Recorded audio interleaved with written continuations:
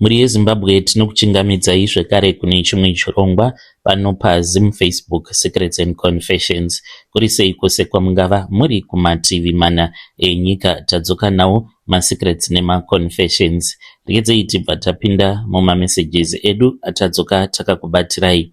Meseji yedu yekutanga yakamira sekudai so. Anzi, handiti mose mune mubvunzo here kuti sei vaprofita vachiziva zvekumberi, vachiita sekunge vanoziva zvekumberi, more about politics, maprophecies avanopa about politics. Nhasi regai ndinge ndichikuudzai zvose zvandinoziva. My name is Pemberai, my pseudonym. Uye zvekare, I have been in this industry for 12 years. Ndine ma-spiritual fathers avo andakagara nawo pasi. By the way, ndinoita zvechivanhu kuchurch, tinongoenda kuchurch kana tiine ma-spiritual fathers avo ngatinenge tichida kudzidzisa zvavanenge vachifanira kuti vange vachizotaura vasati vamira pamberi pepulpit, pamberi pechaunga chavo. Tinokwanisa kutovaudza zvimwe zvinhu zvavanenge vachifanira kuti vange vachizoziva. Saka tinotanga nekurecruita avo atinoti ma-spiritual asset.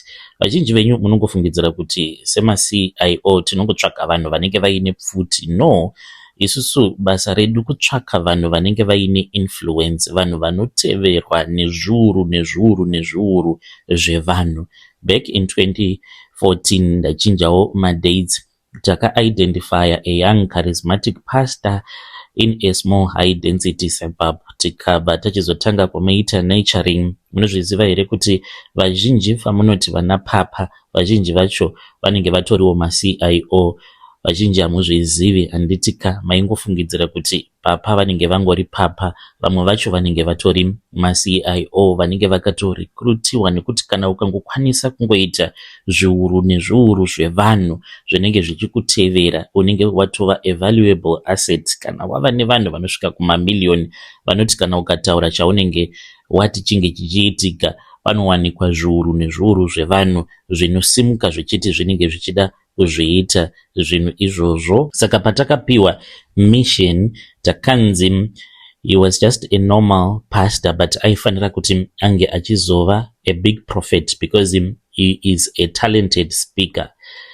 Patakamu-approach, hatina kumu-approacha sema-agency, but we approached him sema-business consultants. Takamuudza kuti we wanted to fund ma-crossover nights ende tikatombobhadhara. Handikatauri hangu ma-venues, but ndichangoti ma-stadium taibhadhara paanenge achida kuita ma-crossover ake, ma-sound system, uye zvekare nemabhazi. Vamwe vanhu vaitoendako vainge vari vanhu vataingonotora kumaruzeva, then we would bus those people back to Harare.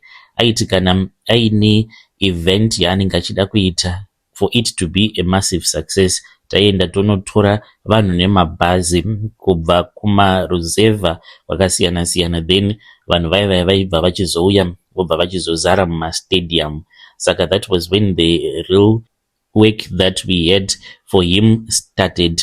Takamutora kubva naye kumba kwake, tikabva tachizoenda naye kuSafe House kwedu kuMount Pleasant. Tikatanga kutaura naye, tikamuudza kuti tainge tiine maplans atainge tiinawo, atainge tichida kuti iye ange achizova the face of that mission. Tikamuudza kuti we're going to make him the biggest prophet muZimbabwe nemuAfrica, but anenge ava kushandira ofisi yedu. Takamuudza kuti tainge tichazomudzidzisa kuita zviprofita, kutaura zviprofita kana kumanufacture zviprofita, zvekuti kana akapa chiprofita vanhu vaizoshamisika kuti ko muprofita uyu azviziva sei kuti zvinhu izvi ndo zvichazoitika. Saka before a big Sunday service tinokwanisa kuita yatinoti pre-service briefing.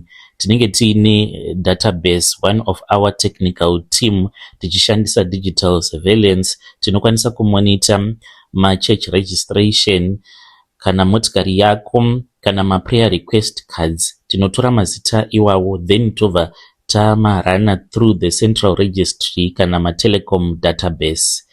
Kana taita saizvozvo, tinenge tatova ne-information yakawanda pamusoro pevanhu vanenge varimo muchechi imomo. Saka muprofita uyu anenge aine tablet kana kuti ka small earpiece tinenge tichitotaura naye tobva tatomuudza kuti go to that woman akapfeka dress reyellow in row number 4. Zita rake anonzi Sarah. Her husband died in a car accident mugore ra2021 uye zvekare she has a secret bank account muSouth Africa.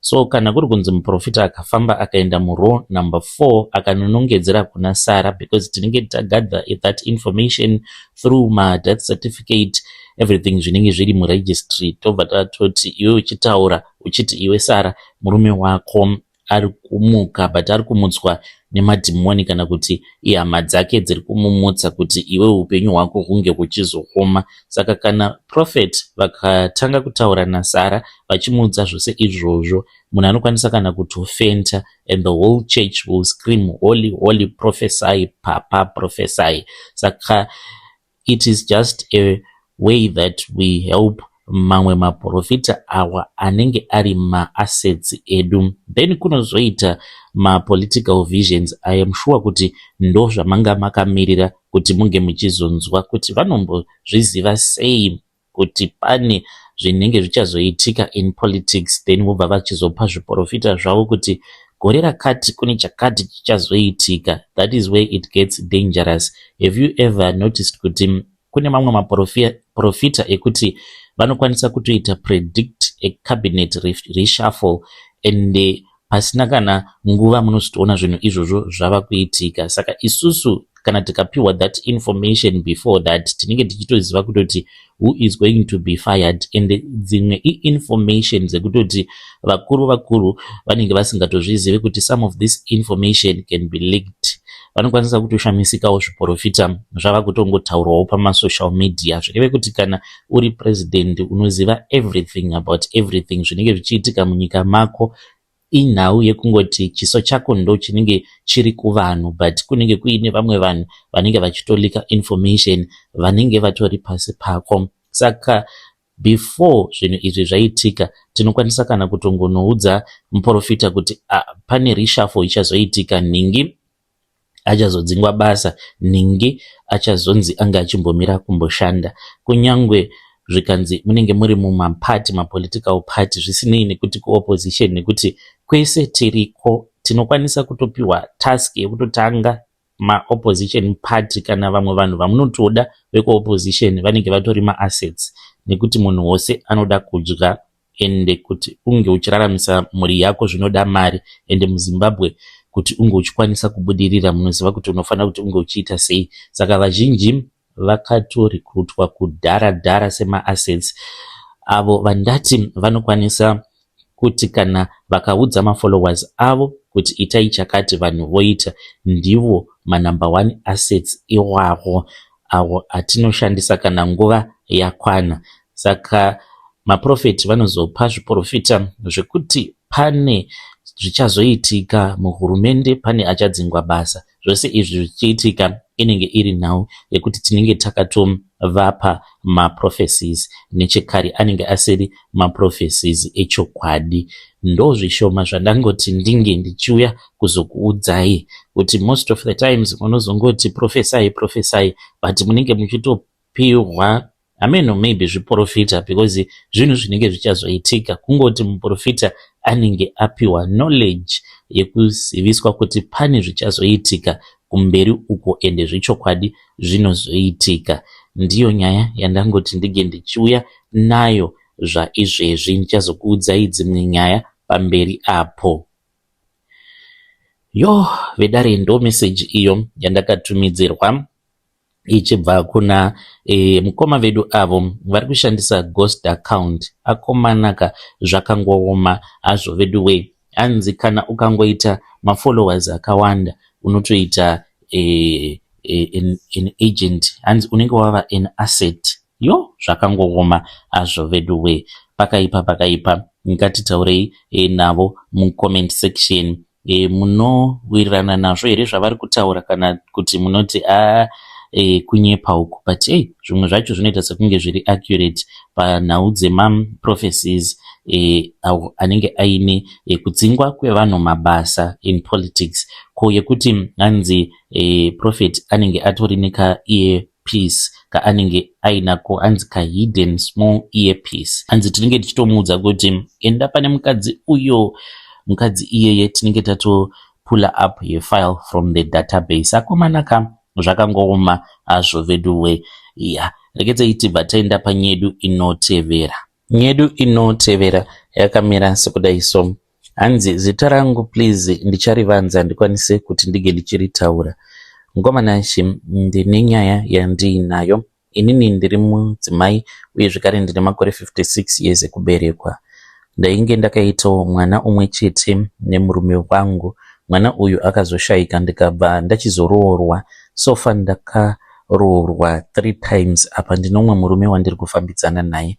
Varume vose avo vandinenge ndava kugara navo permanently, munhu wandinenge ndichigara naye anongotanga kungorota sehope kudzamara ava kutoona chipoko chemurume wangu uyo akashayika muna 1999.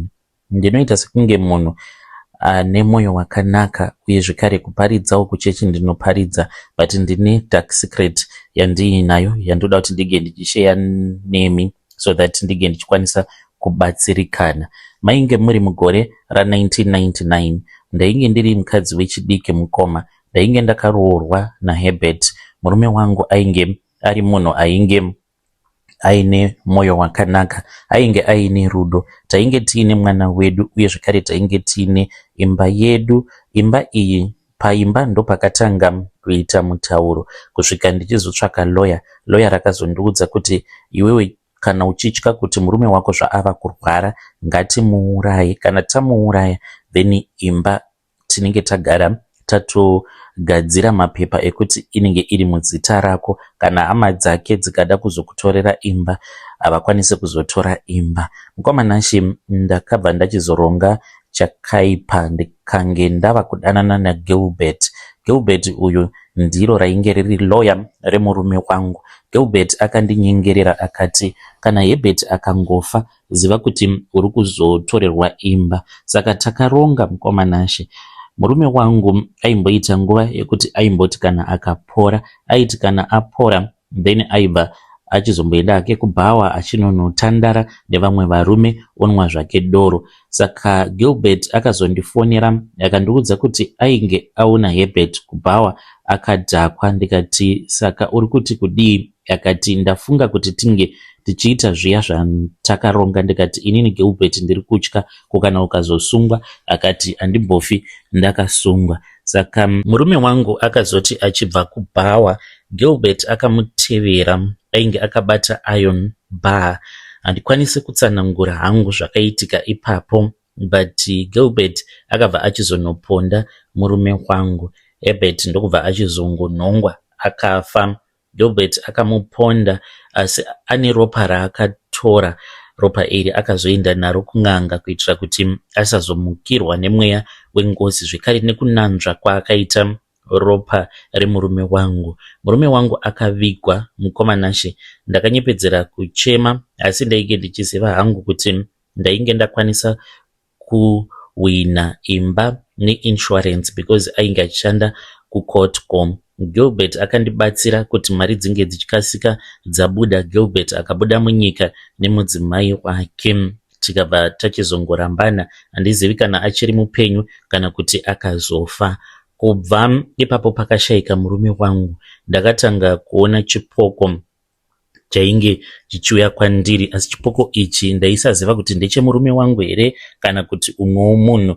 Saka chipoko ichi chaiuya kwandiri chisina musoro, chisinganzwisisiki kuti chainge chiri munhurume kana kuti mukadzi. Ndakabva ndachizotsvaka munhu wekugara naye. Ndakabva ndachizotora imwe friend yaGilbert ndikaiita chikomba changu because ndainge ndotya kugara ndiri ndega mumba. Saka akazotanga kudya mari yangu, akabva achinja akatanga kundirova, ende ainge ava kuita sekunge munhu anogarwa nemadhimoni, nekuti aiti kana akatanga kundirova aindidzipa achiti ndikuda kukuuraya, ndinoda kukuuraya. Saka kubva gore iroro handizivi chinonzi hope ini. Ndinoti kana ndikarara ndinomutswa ndichitodzwa kutoti mumba mune munhu anenge arimo.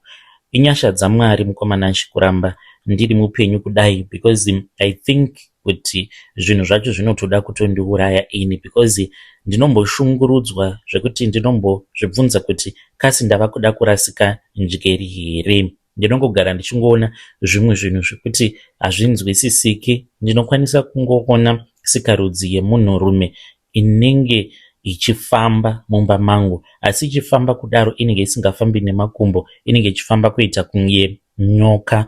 Zvinhu izvi kana zvaitika, even though ndakura kudai, ndinototanga kutotevera, ndototanga kutoenda kumaperiods, and maperiods acho anenge achirwadza zvisingaiti. Ndakaedza kunamata, ndikaedza kutsanya, asi mweya wechipoko uri kuramba uchingonditeverera. Ndinodawo kuti mhuri yeZimbabwe inge ichindibatsira. Kana muine vanhu vamunoziva vanokwanisa kundibetsera, please ndibatsireiwo, ndichange ndichizotevererawo ndiri mucomment section. Kwauri Herbert murume wangu, ndinongoti very sorry ndakakukanganisira murume wangu. Ndainge ndisingazivi kuti ndiko kwazvainge zvichazosvika uku. When you post my story, please tell me, ndichange ndichizotevererawo ndiri mucomment section. Hey, vedare ndo message iyo yandakatumidzirwa ichibva kuna vanzvadzi vedu. Zvakangooma hazvo vedu avo vari kuti ivo vane 56 years, anzi handizorori, handina zororo, vanongogara vachingoona chipoko chemurume wavo anzi Herbert. Kwauri please chindiregerera, try to rest in peace, neniwo ndikwanise kuzorora. Hanzi mwana wedu wakatora 1 ndikasara ndisina kana chandiinacho. Zvakaoma, zvinorwadza, asi ngatitaurei navo mucomment section. Kana vanhu vadanana kana kuponda munhu, vanokwanisa kuponda munhu. Regedzai tibva taenda panyedu inotevera. Nyedu inotevera yakamera sekudai so. Hanzi mukomana makore ose awa ndaingoteererawo nyaya dzevamwe vanhu nekuverenga nyaya dzevamwe vanhu pano paFacebook, asi nhasi ndati regai nditaure, ndizviture mutoro wandakatakura, nekuti mweya wangu hauchina kugarisika. Ndiri musikana webasa muno muSouth Africa, ndiri kushanda mune imwe suburb kuSenton area. Ndakati ndaenda kumusha pandakadzoka ndokubva ndachizotanga basa musi wa5 January gore rinori. Asi zvandiri kuona mukomana zvandasangana nazvo kubva zvandakatanga kushandapo pamba apa mwedzi uno mumwe chete, zvinopfuura zvandakaona makore 10 kubva zvandakabva kumusha kuZimbabwe. Musi wa5 January pandakatanga basa, madam boss vangu vakandiudza kuti vainge vasingachadi kuti ndige ndichidzokera kulocation. Vakati listen, handidi kuti unge uchigara kure nesu, uchagara mucottage umo, it is a nice guest house mukoma, umo vaiti kana kukauya vaenzi ndivo vaizogara mumu guest house mandava kugara. Vakanditi musi weFriday ndo paunodzokera hako kulocation uchinoona murume wako ozodzoka Monday. Murume wangu akati hapana problem. Ini ndakangofungidzirawo kuti sezvo vari kuti basa rakawandisa, plus ndikabva ndachizotaura nemurume wangu akati hapana problem. Ndikangoti ndinongoita zvandanzi nevarungu vangu ndige ndichiita. Asi chakazondishamisa ndechekuti kubva zuva randakatanga kugara mumba mavo, madam ava mukomana vava kundida zvekutodarika mwero. Kana ndikakanganisa vanongoti kwandiri it's okay darling. Kana kuri kunzi paya vakandiona ndichishanda vanokwanisa kungoti let us sit down, let us watch a movie. Kana ndikakanganwa kubika, because ndaivabikira breakfast ndovabikira nelunch, ndo zvandaigara ndichivabikira. Kana ndikakanganwa mukomana kana kunonoka, vanondibvunza kuti wabikei. Kana ndikati hapana chandanga ndati ndabika, vanongoti don't worry, let's order Uber Eats, then tinobva tatojeka tose. Mukoma handizivi kuti rudo rwavari kundipa rwuri normal here. Chakazondivhundutsa kupfuura zvose, mwedzi uno waJanuary usati wapera ndakashamisika kuona mari muaccount yangu, it was double salary. Pandakati madam maita mistake mukaisa mari muaccount yangu, vakaseka vakati kwandiri no, you are doing a great job, that is your bonus. Apa ndakabva mukupiwa bonus muna December. Ndikati bonus ndiine masvondo 2 chete. Vakati just take it. Zvikanzi zvekare musi wa1 February vari kuda kundiitira imwe deposit, hanzi ndo salary yangu chaiyo yandichange ndichizowana iro rinogore. Mari yacho vari kuti inenge yakawanda, saka pane zvinotyisa zviri kuitika usiku kwandiri. Iko zvinozvo mukomana Shika handichatonzwisisi kuti what is going on in my life. Ndokusaka ndauya pano kuzotsvaga rubatsiro. Kubva musi wandakatanga kugara pamba apa usiku hwega hwega, pane chinhu chinopinda murumu mangu, haasi munhu, haisi mhuka, chingori chinhu chipfupi chine mamvere. Ende chinhu ichi kana chikangopinda mumba mandinenge ndiri, ndinobva ndabatwa nedzikirira. Saka chinobva chachizotanga kuita bonde neni, chinouya chogara pachipfuva changu, chotanga kundishandisa sekunge ndiri mukadzi wacho, ende chinenge chichitondirepa. Ndinoedza kuridza mhere, asi izwi rangu rinotadza kubuda, kana kungoti ndinenge ndichiridza mhere but ndinenge ndichichema nezwi riri pasi zvekuti munhu haangambondinzwi. Kana ndikaedza kumuka mukoma, muviri wangu ndinenge ndichita sekunge ndakasungirirwa pamubhedha, ndinonzwa kuremerwa pachipfuva. Saka mangwanani makuseniseni ndinomuka ndakaneta zvisingaite, muviri wangu unenge uchirwadza, ndichiita sekunge munhu anenge arohwa. Chinondishamisa ndechekuti pandinomuka makuseni ndakadhamba kudaro, madhamu vangu vanoita sekunge vanenge vachizviziva, vanouya vondinokera. Kana ndikavavhurira she will be smiling, vanotondibata ruoko rwangu vavanditi you look beautiful today, don't work too much, just rest, unozomuka kuma10, go back and sleep. Handiti come, vobva vatodzokera kumba kwavo. Zvinenge zvichitondishamisa zvose izvi zvinenge zvichiitika. Saka kana ndikaenda kumba mukomana location kumurume wangu, chimwe chava kundivhundutsa ndechekuti nemurume wangu hatichasiki bonde. Ndinenge ndakaneta, murume wangu anenge achiratidzawo kuti anenge akaneta, haachina hanya nebonde. Ndaitombotyira kuti murume wangu anokwanisa kuzondihurira kulocation, because tainge takazvijaidza kuti everyday bonde rinoitwa usiku, whether takaneta kana kuti hatina kuneta, taingozorodzwa kana ndiri kumaperiods. But kubva zvandakatanga kugara pabasa, kudzokera kumba kungodzokerawo, kungotiwo ndine murume, but murume wangu haasisiri murume, anotadza. Kunyange akauya pamusoro pangu zvinenge zvichitoramba totally, anototadza kutorara neni, inenge ichitoramba. Saka handizivi kuti ndingabatsirikanawo sei mhuri yeZimbabwe. Ndichange ndirimo mucomment section. Handina kana kumbogara ndakafungidzira kuti ndichazonzwawo mukomana nerimwe gore vava kuverenga nyaya yangu. Shuwa hanzi sekaurema wafa. Hey vedare, ndo message iyo yandakatumidzirwa ichibva kuna vahanzvadzi vedu. Hanzi sekaurema wafa. Havana kumbogara vakafungidzirawo kuti nerimwe gore vachange vachizotumidzira confession yavo. Asi let us try to speak with our dear sister mucomment section. Zvinorwadza, zvinonzwisa tsitsi. Hanzi ndine chimwe chinhu, hanzi haisi muka, haasi munhu, asi chakangoita mazimvere. Chinhu chacho ichocho chinouya chorara neni, hanzi chinotondibata chibharo. Strange things indeed they do happen in this world. Rekedza iti bataenda panyedu inotevera. Nyedu inotevera yakamera sekudai so. Hanzi mukomana makadai zvenyu, please post saID. Ininiwo ndinonzi Tonderai, ndiri murume uye zvakare ndine makore 49 years ekubereka. Ndauyawo pano ndiine confession yangu iyo yandiinayo. Ndoda kuti munge muchinzwawo zvakaitika kwandiri makore akapfuura apo pandainge ndichiriwo jaya. Ndinoda kuti veruzhinji rweZimbabwe munge muchizonzwa nyaya yangu. Tisakara mari varume, nekuti zvinokwanisa kuzotikanganisa future nekukanganisa future dzevana vedu.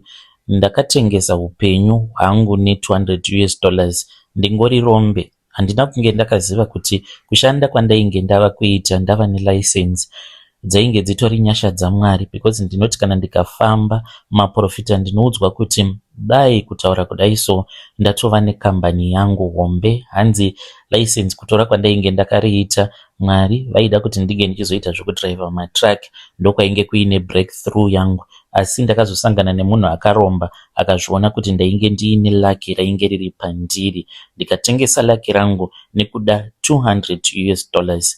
Panguva iyoyo mukomana ndainge ndichishanda kune imwe kambani inonzi Fawcett. sagadhi. Ndainge ndakatoendesawo maCV angu kuti ndige ndichizowanawo promotion sezvo ndainge ndakabva mukutora license, asi upenyu hwainge hwakaoma. Mukomanashi ndaichovha bhasikoro ndorandaishandisa kubva kuEpworth. Dzimwe nguva ndaibuda kuenda kunana Borodale, ndiko kwandainge ndichishanda. Saka wainge uri musi wechitatu around 4 am pandakazosangana nemunhu uyo akazondibira lake rangu. Ndakange ndichichovha bhasikoro rangu kwainge kwatochena nechekare, saka ndakati ndichichovha bhasikoro rangu ndopandakazoona imwe motikari. Motikari iyi yainge iri Mercedes Benz, yainge iri yeblack. Saka akabva achizomisa motikari yake, ndikatombomisa bhasikoro rangu ndava kutya, but hana yangu haina kurova. Akabva achizorivhesa motikari yake. Ndainge ndaona kuti ainge ari munhu 1, saka ndakangofungidzirawo kuti ainge ari munhu ainge arasika. Asi chimwe zvekare chakandinetsa, mukoma, munoona motikari dziya dzinenge dziri paconvoy yemaminista kana kuti president, motikari dzacho dzinenge dziine twumaflag. Motikari iyoyo Benz yainge iine maflag maviri, saka ndakangoti zvimwe kuda imotikari yaminista. Saka paakarivhesa achidzoka kumashure zvishoma, akabva achizodzikisa windo rake. Ndikaona kuti mainge muine murume ainge achiratidza kuti yainge iri mbinga. Saka akanditi, shamwari, uri kuda kuita mari here nhasi? Ndine ka small job kandiri kuda kuti unge uchizondiitira. Ndinokwanisa kukupa $200. Makore iwawo $200. Ndikangoti yainge iri mari yakawanda zvekuti waikwanisa kuita zvawainge uchida ne200 iyoyo ukatosara uine change. Pandakati $200 kwandiri security guard imari yakawanda, moyo wangu wakafara. Ndikazvipa zvivindi zvekuti ndige ndichizoenda naye. Handina kana kumbofunga kaviri. Ndakati, mukuru, zvino bhasikoro rangu ndoita sei, because arikwane motikari menyu. Akabva achizovhura boot rebenzi yake, ndokubva ndachizotora tambo yandainge ndiinayo kwava kusungira bhasikoro rangu kubhuti ikoko, ndokubva ndatongonogara kuback seat ndichiti kana akangoda kungoita zvisina basa ndinobva ndamudzipa. Takafamba mukomana tichienda kuBorodale, tose takanyarara. Ainge asingambotauri zvakawanda, aingoti kwandiri, don't worry, basa racho harina kana kumbokura, plus ndinobva ndakuperekedza kubasa kwako. Takabva tachizopinda mugedhi repamba pake. Imba iyi mukomanashi yainge ini zigedhi rainge rakakura, plus yainge ine electrical wire. Pamba apa painge pakanaka. Takazoenda mune imwe room. Tapindamo murumu imomo ndakaona kuti rumu yacho yainge yakashongedzewa nemachira matsvuku nemachena. Mukati mainge muine umwe mukadzi wandainge ndisati ndaziva kuti ainge ari mwana wake. Ainge akaradzikwa pamusoro pemubhedha, saka mainuwa murumu imomo. Saka ndakazoti ndacherechedza ndikaona kuti yainge itori rumu yaiitirwa zvechivanhu.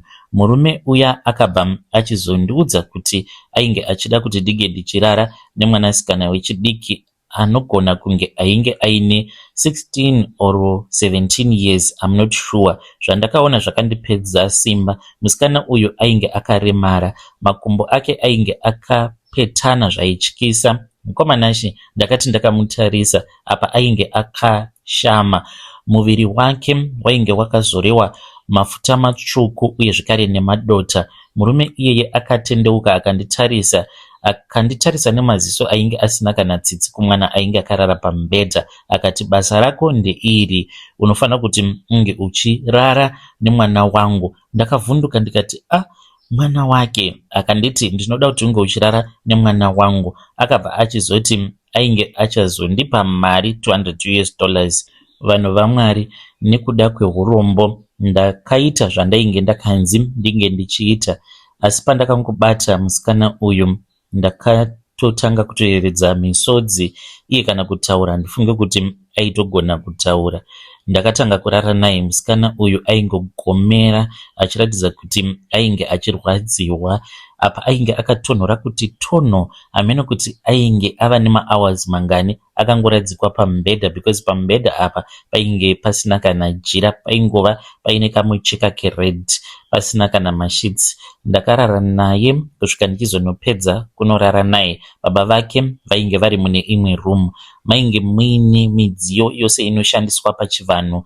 Paiva nehari yainge iripo pamubhedha ipapo. Saka after ndapedza kurara naye, baba vacho vakazoya vakabva vachizofukidza mwana wavo nemucheka mutsvuku, vakazotora mablankets ndokubva vachizotanga kubatidza mahita murumu imomo. Vakatanga kutaura mazwi nendimi zvandainge ndisinganzwisisi. Ndakaona kuti mwana uyu ainge atongori mwana ainge asingadiwi nababa vake, asi ainge achichengetwa pamba ipapo nababa vacho kuitira kuti varambe vachiwana mari. Saka ainge achishandiswa for mhiko dzavo, ende ndainge ndashandiswawo pamhiko. Ndakabva ndachizopiwa mari yangu $200. Vakabva vachizondiperekedza, asi havana kunondisiya pacho pandainge ndichishanda. Ndakazotochovha bhasikoro rangu kuda about 20 more minutes. Vakanditi usazomboudza kana munhu.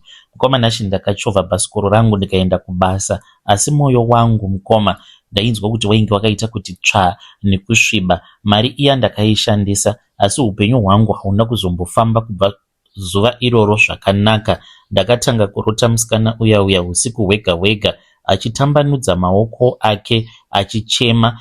Iko zvino zvindine 49 years, handina kana chinhu. License riya randakatora handina kana kumbokwanisa kana kumbodhiraivha motikari, kunyange motikari yemunhu wemunharaunda anongoti zvauine license chimbondiperekedza kwakati.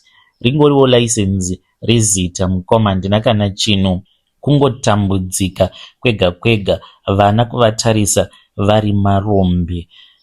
Ndizvo zvakaitika kutengesa kwandakaita Lucky. When you post my story, please tell me. Ndichange ndichizotevererapo ndiri mucomment section. Yei vedare ndo message iyo yandakatumidzirwa ichibva kuna mukoma vedu. Zvakaoma azvo vedu we, hanzi nekuda kwe $200 ndakatengesa Lucky rangu. Pakaipa. Ngatitaurei navo mucomment section. Ngatisanganei zvekare mune zvimwe zvirongwa zvinotevera.